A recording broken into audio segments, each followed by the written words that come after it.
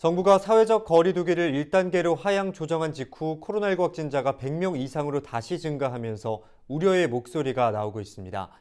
천은미 이대 목동병원 호흡기내과 교수와 관련된 이야기 나눠보겠습니다. 안녕하십니까? 네, 10일부터 전국에서 사회적 거리 두기가 2단계에서 1단계로 낮춰서 시행됐는데요. 이번 조치가 적절하다고 보십니까? 네. 경제와 방역을 공존하는 차원에서 만든 것으로 생각됩니다. 국민들이 많은 협조를 해 주셔서 생각보다 추석 연휴 때 확진자가 증가되지 않았습니다. 그러나 추석 연휴나 한글날 연휴의 영향이 앞으로도 있을 수 있고 해외 상황에 의해서 해외 입국자가 또 증가하고 있습니다.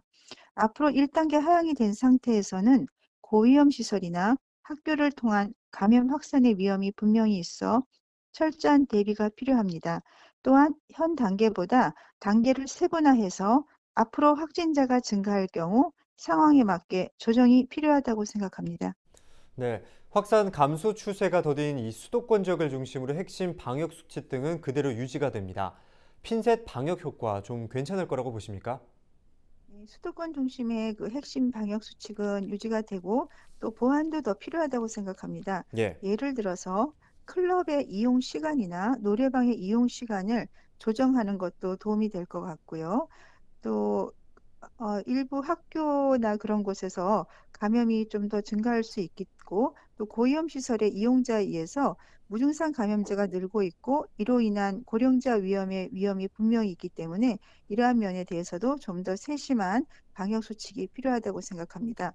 한 가지 말씀드릴 것은 소독을 할 때 주로 공중에다 이 분사를 하는데요. 공중에 소독약을 분사할 때는 효과는 대단히 미비하면서 호흡기에 문제를 유발할 수 있기 때문에 가능한 한 책상이나 이런 집기 등은 닦는 방향으로 소독을 해 주시는 그런 지침도 마련해 주시면 좋겠습니다. 단계가 낮춰짐에 따라서 학교의 등원 제한도 완화될 것으로 보이는데요. 학생들이 특히 어떤 점에 유의해야 할까요? 학교는 초1과 중1은 매일 등교를 지금 고려하고 있어서 밀집도가 분명히 증가할 것입니다. 또한 가을과 겨울이 되면 호흡기 독감 질환이 증가되게 되고 실제로 코로나19와 증상 감별이 매우 어려워 진단이나 치료 시기를 놓치기 쉽습니다. 반드시 약간의 증상이라도 있는 경우에는 학교는 나오지 말고 검사를 꼭 하시는 것이 필요하고요. 그리고 마스크가 모든 호흡기 질환의 예방이 가능하다는 점을 절대 잊지 마시고 항상 마스크 착용을 해 주는 것을 부탁드립니다. 네, 유의점에 대해서 짚어주셨는데 코로나19를 일으키는 이 바이러스가 휴대폰 액정 같은 유리나 지폐에서 최장 28일간 생존한다는 연구 결과가 나왔습니다. 개인 방역 수칙에 대해서 다시 한번 짚어주시죠.